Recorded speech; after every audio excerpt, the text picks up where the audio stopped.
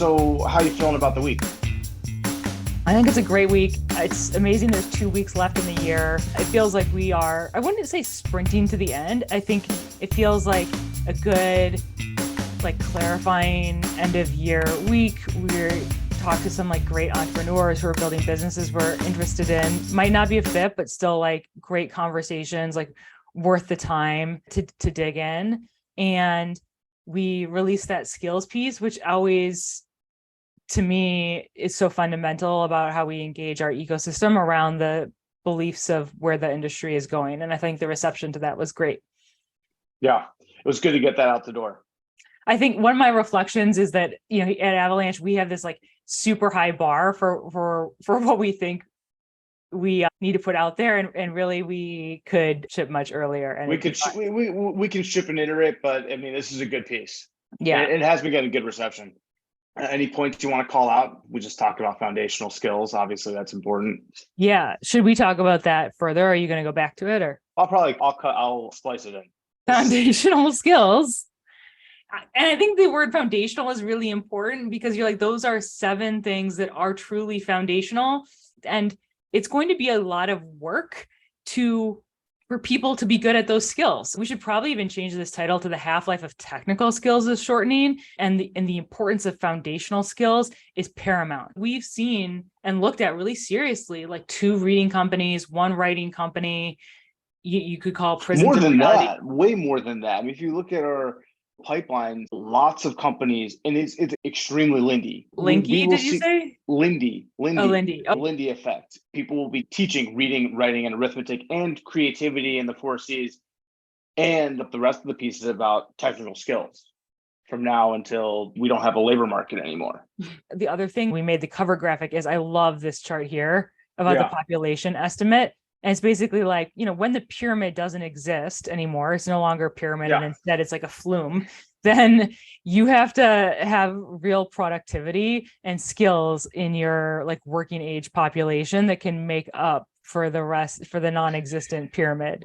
Well, it just puts extra pressure on the whole higher ed trend here because this just means that college enrollment is going to go down. There's just going to be less colleges. People, and the trend of alternative education is already kind of well alive. And it's a question of market share. We've been talking a lot about the consumerization of ed tech and education, and there's just going to be more competition for traditional colleges. Yeah, that's definitely true. Most traditional colleges are not going to survive unless they evolve. That's a good bridge to one of the tweets I wanted to highlight this week. This tweet from Sam Arbesman. Can you see that? Yeah. Mm-hmm. So new educational models. And so some of these people are in my portfolio. This is what I've been investing in. So it's always nice to see someone else put it into a nice thread with graphics. Interesting that he's at Lux Capital. Yeah. Oh, interesting. I actually didn't even realize that. That might be new. Yeah. I think I've been following this guy for a little bit. I say a lot, I invest in next gen colleges or universities. People are like, what's that? Well, another way to say it would be upstart schools that are, you published, alternative education is going mainstream. And this is just the continuation of that. And alternative models of college, as I've been telling people, college has had product market fit for a very long time. And, one mode of delivering college, the traditional state or public or private university in the United States is just one mode. There are going to be other modes of college and schools. And we're just seeing that. This is a nice thread about it. I was thinking that it kind of links with the citizenship 2.0 theme, because most of these colleges are communities of people that have shared values and economic ties.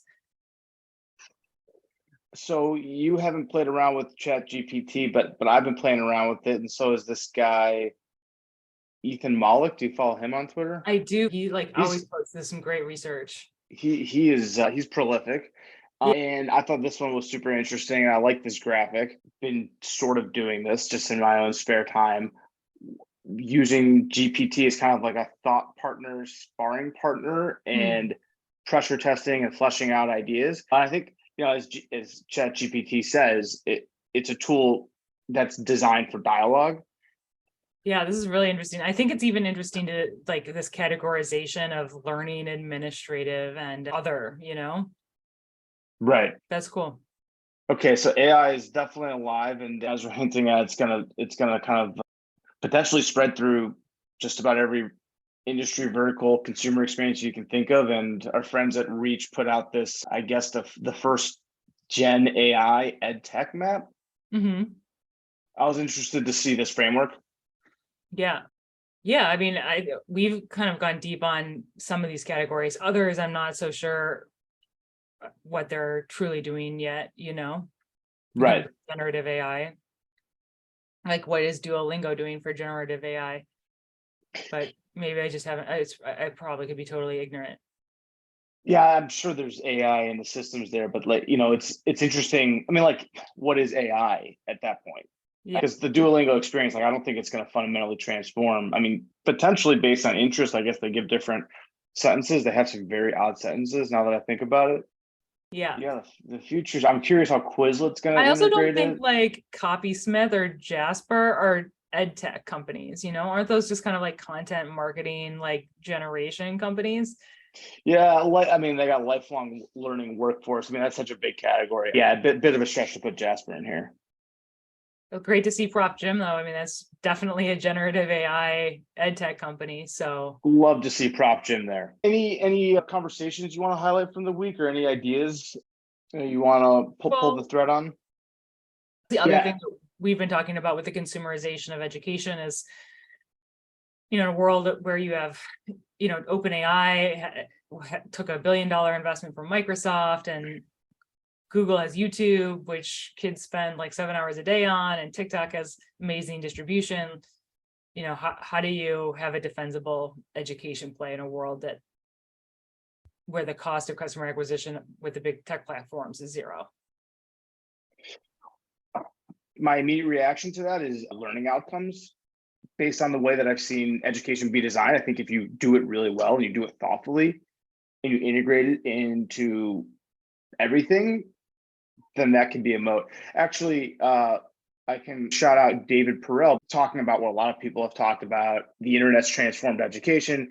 Importantly, he talks not only about one-to-one tutoring, but mastery learning. And mastery learning implies that you have broken down the key topics or the key competencies to a point where they can either be you can say whether they're being mastered on. Well, he doesn't really answer the question. I mean, I think one of the things about David Perell is that he's mastered internet communication, but I think his stuff can be kind of surface because it's derivative. Like when you look at the sort of like how to build your second brain thing, you're like, okay, like you haven't read the research to like truly understand like why some of these things are the way they are, right? That's how For I feel sure. about David Perell. Well, I mean, in his defense, everyone's derivative, and he really has mastered a modern technical skill. It's internet scale communication. I mean, Yeah. communication is one of those foundational skills we talked about, but it's foundational because it kind of threads through anything else that you're going to actually do to make a living in the world. Well, I think one of the issues with it, and I mean, David Perell, I would say always falls in this category. It's much easier to be like to communicate clearly and be wrong than to communicate clearly and be right. Well, that's the whole most significant critique of ChatGPT. Like, Yeah. it's been banned from Stack Overflow because it gives answers that sound correct but are just not correct. Right. Like a lot of people. Yes. Yeah. That's a good way of putting it. Okay. Yeah. Fair enough. I mean, I just wanted to highlight the mastery learning element of that study, which kind of often goes overlooked. I don't fully actually like understand the mastery of learning piece. Can you, and like if he doesn't explain, like he just Yeah, he doesn't explain it, but he just basically like it means writes that the tag, right? And you're like, okay. basically we've talked about competency-based Yeah. education. We've talked about standards-based education. Some people talk about mastery-based education. Yeah. They're all the same thing. Yeah. Basically, there are kind of like mini camps that prefer one word over the other, but the real contrast is to time-based education. Right. I The go to time school and for seat versus like competency, right? right. Yeah. Should we talk about what VCs want versus what founders want? Yes. I'll put it up on the screen. Okay. What jumps out to you here? Well, I think the biggest thing is that VCs think brand and founders think alignment of vision and purpose. I also think that, I mean, actually the biggest discrepancy is like VCs think invested time to build a relationship early, and founders don't care about that.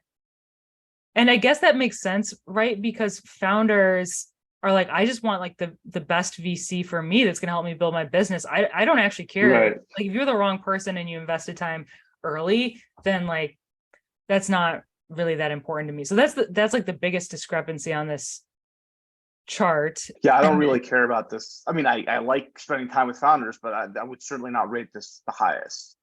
Well, you could see for VCs, like we invest time early to build a relationship, but partially because you're like, okay, this vision or this company isn't fully baked now, but I think it will be fully baked, and I want to be like there when it is. So it's important to of the firm to get into the good deals to do that. But founders don't actually, when it comes to actually picking who they want in their company, that's not important to them.